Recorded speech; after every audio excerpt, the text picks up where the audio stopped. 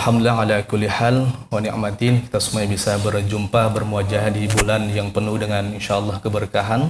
Salah satu minha arba'atun hurum, bulan yang Allah muliakan. Di hari Selasa, hari dai-nya dai lokal. Jadi kalau Senin gitu ya, ada Al Ustaz Syarif ya, terkait materi Asy-Syama'il Al-Muhammadiyah. Lalu hari Rabu ada Ustaz Fihri ya, kaitan dengan tarikh ya, sejarah Islam gitu secara umum.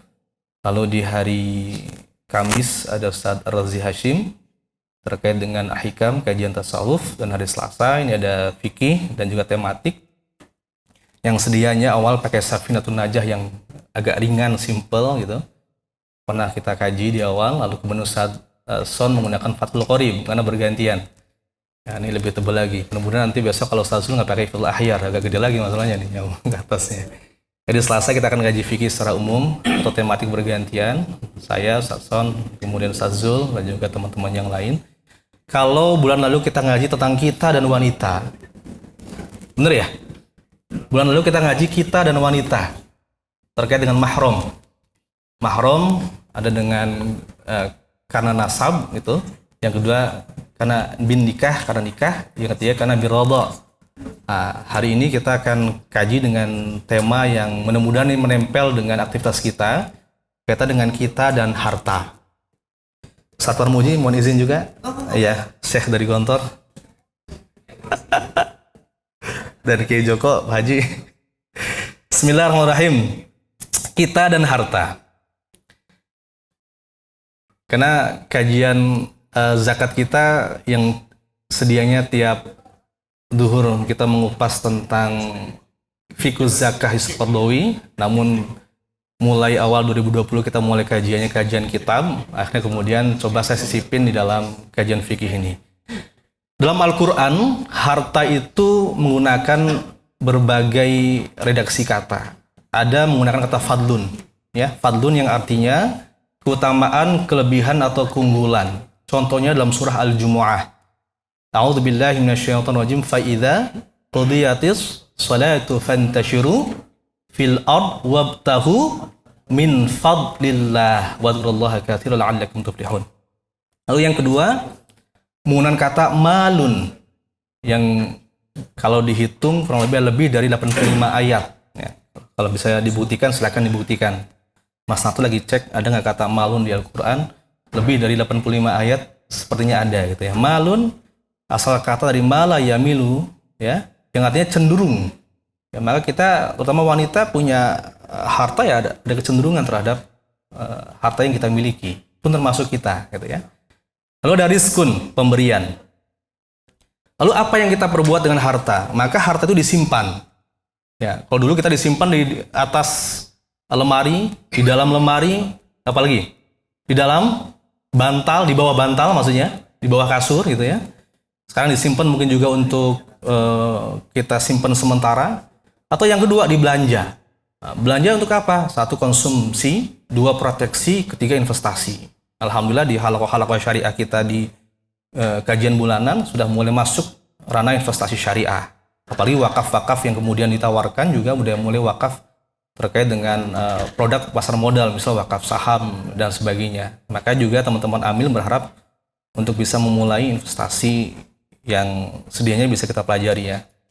Kan lalu teman-teman wakaf juga udah mulai mencoba sharing melalui wakaf reksadana ya, dan saham di Philip salah satu contohnya. Oke.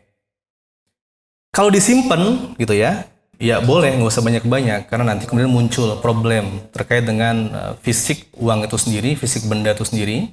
Yang kedua kaitan dengan psikologis, ya kita pelit, takabur, akan ria, paranoid, hubbud dunia, wa karahiyatul maut. Megangin harta terus. Ya, jangan sampai harta ini hilang, kecurian, ya, kerampokan gitu ya, kena banjir dan sebagainya, sehingga merasa harta itu segalanya. Gitu. Nah, secara ekonomis terjadi ya pajak pasti kena inflasi dan depresiasi. Maka diingetin dalam surat Al-Muza, a'udzubillahi minasyaitonirrajim, wailul likulli humazatil lumazah alladzi jama'a malan wa 'addadah yahsabu annama lahu akhladah. Celaka bagi orang yang menggerutu lagi pencela. Siapa dia? yang menimbun harta dan menghitung-hitungnya, menyangka bahwa hartanya akan kekal abadi selamanya. Oke. Perlukah menyimpan? Perlu. Sekadarnya. Untuk apa? Keperluan pokok yang mendesak. Ada kelebihan? Belanjakanlah. Nah, belanja dalam bahasa Arab artinya apa? Infak, ya. Maka belanja bisa digunakan 3 hal. Satu, konsumsi, jelas kebutuhan sehari-hari. Nah, kalau misal dapat tanggal 25 kan senangnya minta ampun tuh. Apa yang digunakan pertama kali? Belanja dulu, apa yang lain? Gitu. Kalau kita lihat kajian dengan Ustaz Izzuddin, maka yang dilakukan sebagai seorang muslim gitu ya, yang terbaik harusnya nggak langsung konsumtif dulu, karena kebutuhan kita akan semakin terus ada dan bisa jadi belum tanggal 25 berikutnya, belum tanggal 25 berikutnya sudah mulai menipis. Ya, kita bisa belajar dengan Pak Parmuji, ya, bisnisnya luar biasa. Dia punya bisnis yang cukup banyak di Depok, tapi nggak bisnis yang virus kayak ini, enggak lah. Beliau luar biasa. Artinya di luar aktivitas kehamilan bisnisnya jalan. Jadi walaupun misalnya gaji udah habis, stoknya masih banyak uang gitu ya.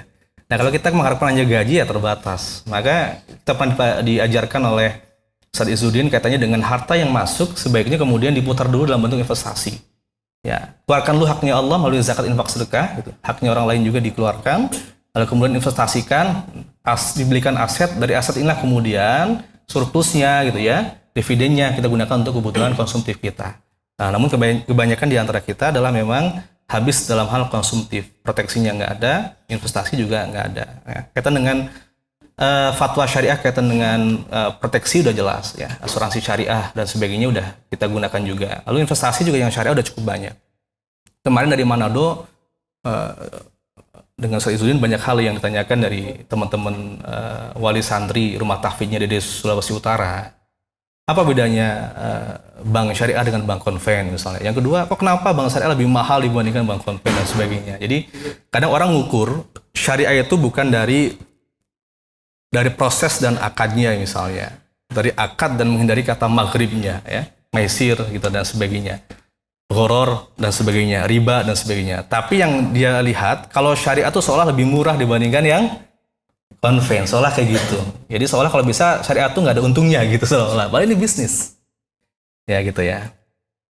Lalu kemudian belanja ya jelas. Walladzina idza anfaqu lam yusrifu wa lam yaqturu wa kana baina dzalika qawama. Ya, belanja nggak usah terlalu boros, juga nggak terlalu pelit. Artinya apa? Sedang-sedang saja. Lalu, apa belanja itu? Ya, yang kita keluarkan dari harta yang kita miliki, maka namanya infak. Ya. Jadi kalau saya pulang-pulang dari Parung, Masjid Al-Madinah gitu ya, mungkin Ustaz Zulfi juga pernah ngalamin, kalau kultum Ramadan, pulang-pulang jam 9, di daerah perbatasan Jampang dengan Jabon, ini Mas Anwar tahu harusnya. Kan tepuk-tepuk tuh, gitu. Balik itu udah pakai peci, pakai sarung. Sorry, Ustad. Enggak Ustad, diskon. Nah, ini kan repot. Nah, itu kalau misalnya kita belanjain ke situ juga infak. Tapi infaknya bukan fi sabilillah, tapi infak fi sabili syaitan. Karena kita memberikan infak ke istrinya orang. Kan, bahkan dia juga bukan istrinya, mungkin juga nggak punya suami ya. Maka dalam Al-Quran jelas, kata infak biasanya ada embel-embel belakangnya. Yunfikuna amwalahum fi sabilillah.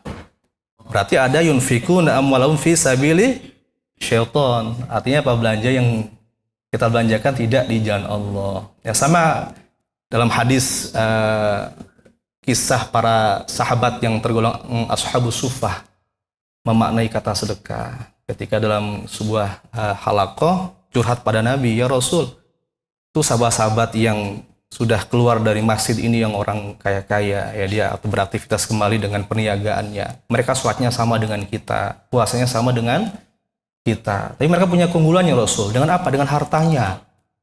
Mereka bisa berjihad dengan hartanya. Mereka bisa bersedekah. Lah kami ini apa sedekahnya gitu ya.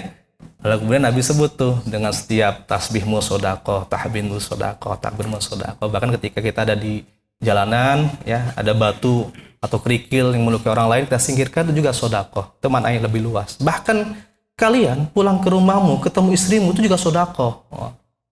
Sahabat agak sedikit bertanya, agak sedikit, ini guyon nggak sih jawaban Rasul? Memang benar, kita pulang ketemu istri, kemudian itu lalu sodakoh namanya gitu. Apa yang dijawab oleh Rasul? Nah kalau kamu misalnya melakukan hubungan bukan dengan yang halal darimu, kira-kira maksiat bukan? Ya. Maka kalau maksiat lawannya apa? Ya bagian dari kebenaran itu sodako. Maka teman-teman kalau mau sodako ya pulang ketemu istri ya sodako itu ya. Sodako, nah itu paham lah insya Allah. Sedekah di rumah ya. Ini ekonomi makro tentang pentingnya belanja. Tapi bukan belanja yang kayak sekarang nih, masker udah mulai habis. Saya lihat tadi. Ya. Gara-gara apa? Virus corona, zamana, kadzaba. Itu saya ingat itu tuh ingat Ikro dulu. Pernah 12 tahun di MM Jogja. Jadi masih bener ingat ya corona, kadzaba itu masih ingat lah. Maka orang-orang pada nyari yang namanya masker dan sebagainya, saking berebutan dan merasa aman ya. Oke.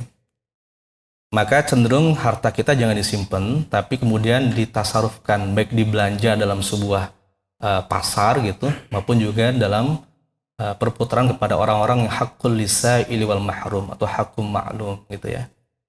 Maka di sini betul alladzina yunfikuna fis sarra'i wad dharra, mereka yang tetap berbelanja, berinfak dalam keadaan lapang maupun sempit dan seterusnya. Oke. Lalu kemudian orang memberikan kepada keluarganya, maka namanya apa? Nafaqah. Nafaqah atau keluarga atau diri sendiri. Lalu kemudian kita membenarkan, maka pembenaran dalam Al-Qur'an itu disebut dengan sodaqah. Apa tuh sodaqah? Membenarkan janji Allah. Sodaqah, membenarkan janji Allah. Maka sodaqah adalah hajat hidup publik, pembenaran janji Allah Subhanahu wa Ta'ala. Jadi infak itu sebenarnya asal kata yang paling dasar. Walaupun kemudian maknanya pemberian kita yang berupa materi disebut dengan infak. Tapi pemberian yang non materi, tidak hanya materi, disebut dengan sedekah pada umumnya yang tadi disampaikan. Senyumnya sedekah gitu ya. Ngasih tempat ke orang dalam kajian sodakoh, ngasih pemikiran sodakoh, ngasih usulan, saran ketika orang pusing jodohnya yang terbaik yang mana, yang Mas Kevin ya, kita kasih pendapat. Ya. Gimana sih Mas Somad kalau pilihannya kayak gini? Saya juga bingung, karena juga pilihannya banyak Kak, susah. Ya cari yang udah punya pilihan. Jadi itu juga sodakoh, ngasih solusi gitu ya. Oke. Lalu kemudian maka sodakoh yang paling limited, sodakoh minimum, dan sifatnya konsumtif dari orang yang limit dengan kadar yang terbatas diberikan orang yang terbatas. Itu namanya apa? Zakat. Ya. Khudh min amwalihim shadaqatan tutahhiruhum wa tuzakkihim dan seterusnya. Ambillah dari harta mereka ya, ya sedekah. Itu kemudian dimaknai oleh para ulama dengan sodakoh minimal yang berarti adalah zakat. Jadi zakat itu sebenarnya sodakoh yang paling minimal 2,5% itu aja masih diributin. Gitu.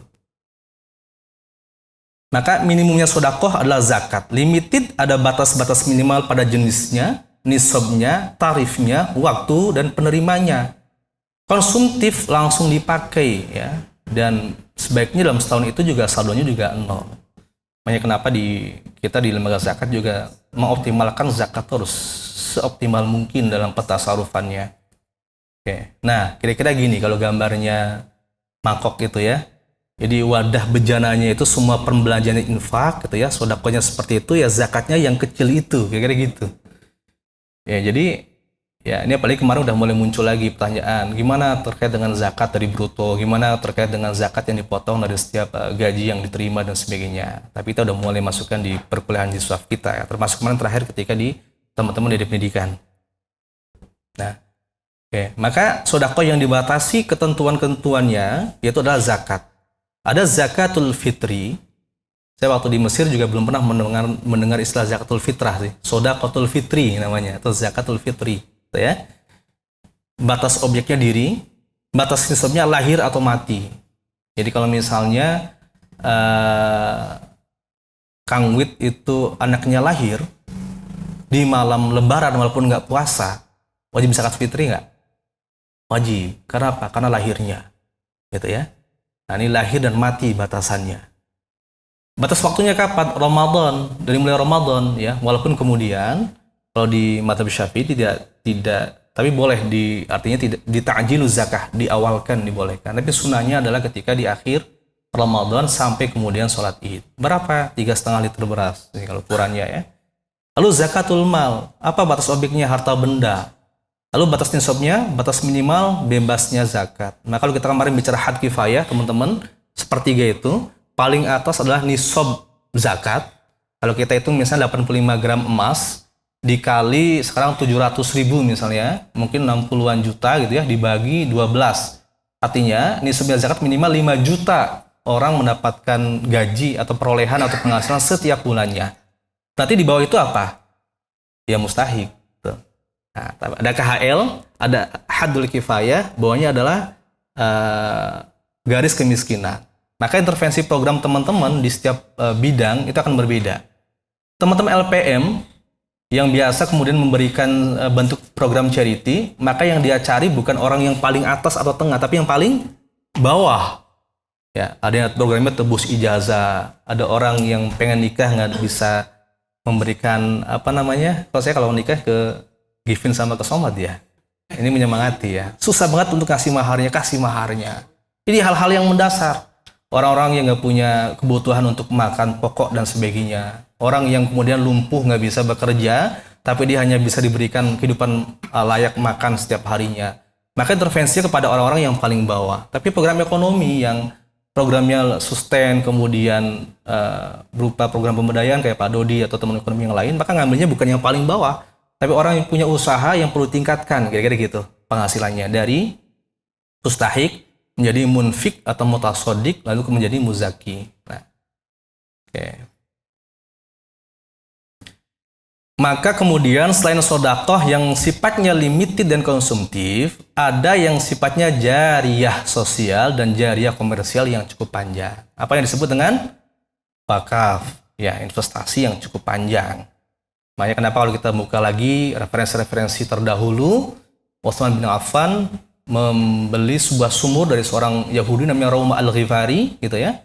Ada yang mengatakan dengan 35.000 dinar, ada yang mengatakan dengan 20.000 dinar, dan sekarang surplusnya udah luar biasa. Jadi kalau teman-teman pas umroh atau haji, ada hotel-hotel di sekitarnya masjid, namanya daerah Markaziyah. Nah, itu hasil dari surplusnya kurma-kurma yang ada di sekitar Bi'r Utsman, sumur Utsman. Jadi sumur dibeli, airnya melimpah, ya, di sekitarnya kemudian tumbuh kurma-kurma. Kurma bahasa Arabnya apa? Tamar ya, betul ya. Kalau kurma muda, irtob, ya jualan kurma berarti ya putra. Karena terkadang kita nggak ngerti kurma itu semua sama. Coba saya mau nanya kalau bahasa Inggrisnya gabah apa? Oke, dikupas jadi beras bahasa Inggrisnya? Rice juga ya. Lalu dimasak jadi nasi rice juga ya. Ya orang Gontor ngerti banget ya. Oke, sekarang bahasa Arab. Bahasa Arabnya padi apa? Ruz. Jadi beras, ruz juga. Kemudian jadi nasi, ruz juga. Ya kan kita tahu orang sana taunya ya hanya ruz aja. Sama kayak kita. Ngertinya kurma ya kurma aja. Mau kurma muda, yang mau kurma tua ya namanya kurma. Ada anbaro, ada kurma ajwa, ada kurma sukari gitu ya. Ya jualan kurma jadi apal ya. Jadi, ini kurma ya, penting ya. Kilo berapa? Nanti lihat ya. Oke, maka wakaf luar biasa panjang. Nah teman-teman di DD kemudian lagi mengembangkan wakaf seperti itu. Ya, luar biasa. Oke. Idza matal insan in qata'a amaluhu illa min thalathah, shadaqatin jariyah aw 'ilmin yuntafa'u bih aw waladin shalih yad'u lah. Jadi ketika orang meninggal dunia, maka amalnya ya yang dia bisa teruskan jariyah pahalanya, ya, salah satunya adalah wakaf ya. Ini sepertinya wakaf haji bugak dan sebagainya. Oke. Saya coba terkait dengan orang yang masih hidup, dia maka bisa memanfaatkan hartanya dengan apa? Dengan konsumsi, investasi dan proteksi. Ini ngomongin investasi cukup panjang ya. Oke, nah, saya mau nanya nih, umurnya umat muslim atau umurnya kita rata-rata berapa? Iya, a'maru ummati ma baina sittin ila sab'ain. Kayaknya Pak Parmuji tinggal berapa ini lagi mungkin ya. Umur umatku kata Nabi antara 60 sampai 70 tahun. Dan kalaupun yang lebih dari itu nggak banyak, sedikit jumlahnya. Kita buktikan. Ternyata Rasulullah SAW wafat pada tanggal 12 Rabiul Awal di tahun 11 Hijriah di usia berapa? Di usia berapa? 63 tahun. Rasulullah wafat digantikan khalifah yang pertama. Siapa dia? Abu Bakar Siddiq, yang juga menjadi siapa? Mertuanya Nabi SAW. Ya, ini menarik ini. Kemarin dibahas oleh Ustadz Fihri, hubungan Rasulullah dengan Al-Khulafa Ar-Rasyidin. Jadi kalau Abu Bakar sama Umar, selain jadi sahabat, dia jadi mertuanya Nabi. Kalau Utsman dan Ali, selain jadi sahabat, jadi mantunya Nabi. Ali tambah lagi satu, sepupu. Lengkap banget kan? Ya. Abu Bakar As-Siddiq punya anak namanya Aisyah radhiyallahu anha. Makanya kenapa Nabi menikahi Aisyah itu ada misi yang luar biasa. Pak Parmuji boleh juga mengutip, tapi alasannya harus lebih kuat ya.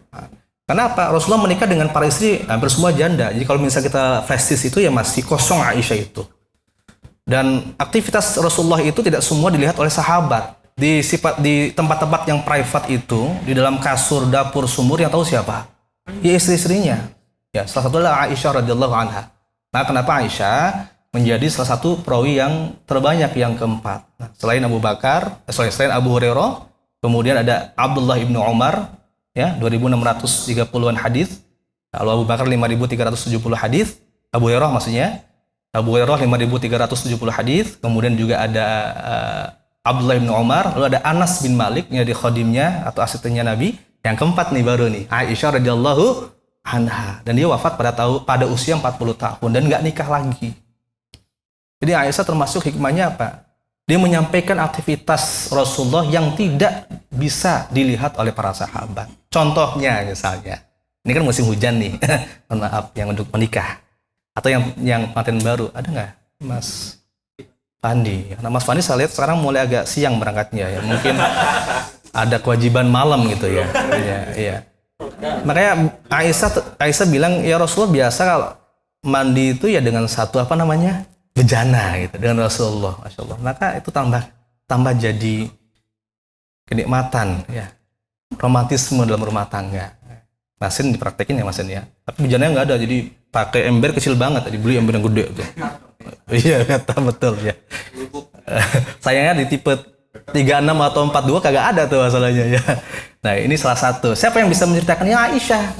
Karena dia yang langsung berinteraksi dengan Nabi. Memang para sahabat tahu dan sebagainya. Ini contohnya. Nah, ketika orang masih hidup, maka dia bisa melakukan aktivitas dalam hal berinfak, mengeluarkan hartanya. Dengan bentuk apa? Ada wakaf, ada hibah, ada hadiah, ada zakat, ada jual beli dan sebagainya. Lalu kalau dalam keadaan mati, ya dia bisa bayar utang oleh ahli warisnya. Lalu ada wasiat, lalu ada warisan atau faraid. Nah, ini yang kita siapkan. Nah, Abu Bakar As-Siddiq wafat pada tahun kurang lebih 13 Hijriah. Jadi beliau memerintah Islam itu nggak lama, 2,5 tahunan kurang lebih. Ya, di usia berapa Abu Bakar ketika wafat? 63 tahun. Lalu khalifah yang kedua, siapa dia? Umar bin Khattab, yang termasuk orang yang tegas Al-Faruq. Nah, dia punya anak namanya Hafsah. Hafsah punya adik namanya Abdullah ibnu Umar.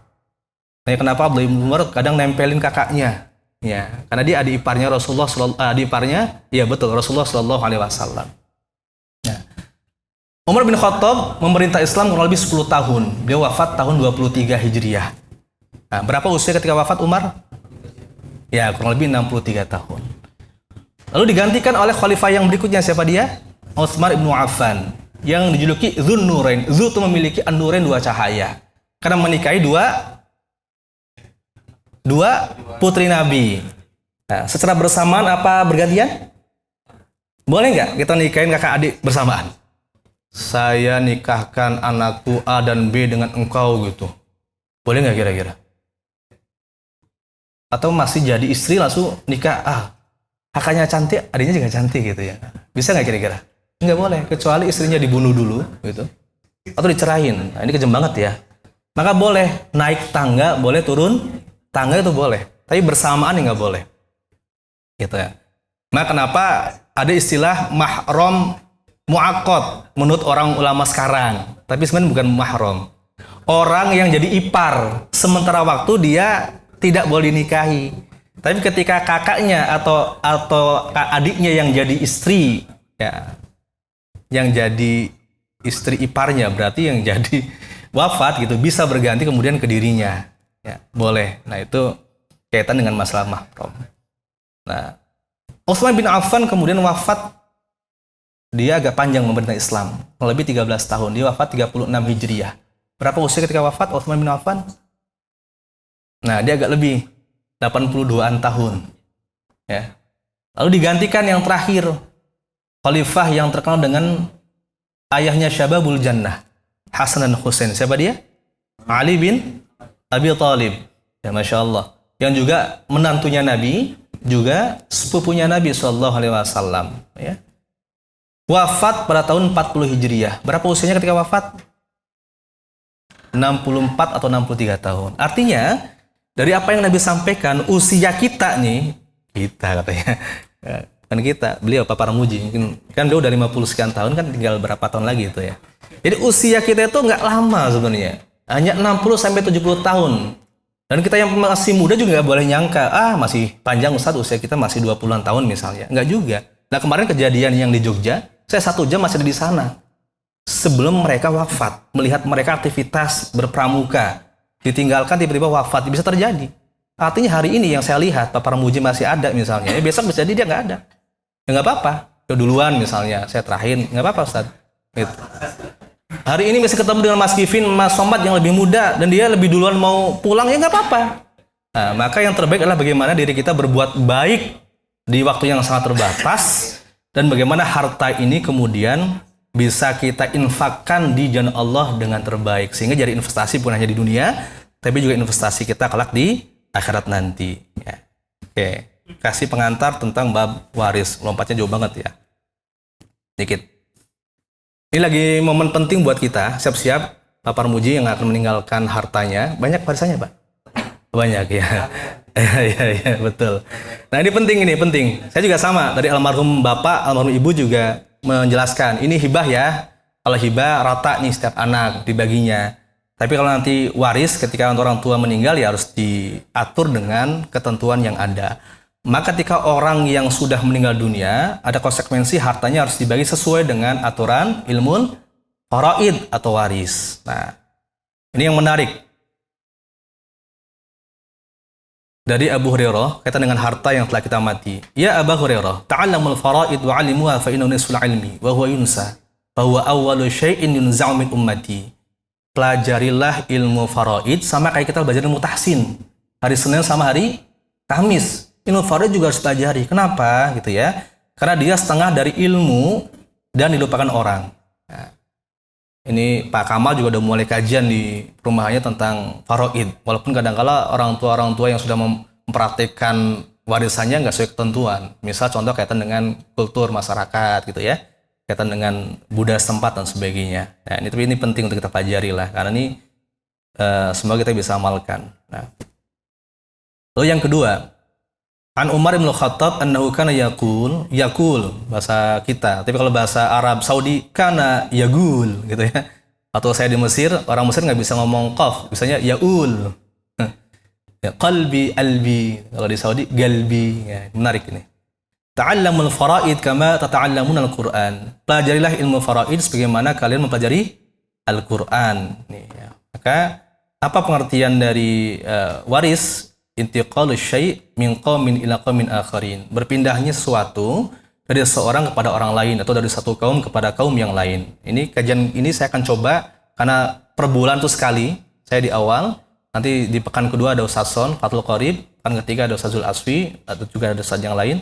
Untuk hari Selasa, kita akan coba setiap pekan di hari pertama kita akan bahas terkait dengan faraid, mengkaji lagi kajian-kajian dulu yang di pondok itu untuk bisa dikupas lagi ya. Lalu pengertian ilmu waris apa? Ilmun bi usulin min fiqhin wa hisabin tu'arif wa haqqu kullin fit tarikah. Ilmu tentang dasar-dasar fikih dan hitungan yang dengan ilmu itu kita dapat mengetahui hak-hak setiap ahli waris dalam pembagian waris. Saya mau nanya nih, ada nggak harta gono gini dalam Islam? Pernah mendengar nggak harta gono gini? Gono dan gini. Gono dan gini gitu ya. Ya. Nanti kita akan bahas di bulan kedepannya, tapi ini ada penting satu film aja lah gitu ya. Satu film sedikit tentang harta gono gini ya, harta gono gini. Jadi cerai gitu ya, orang meninggal, iya.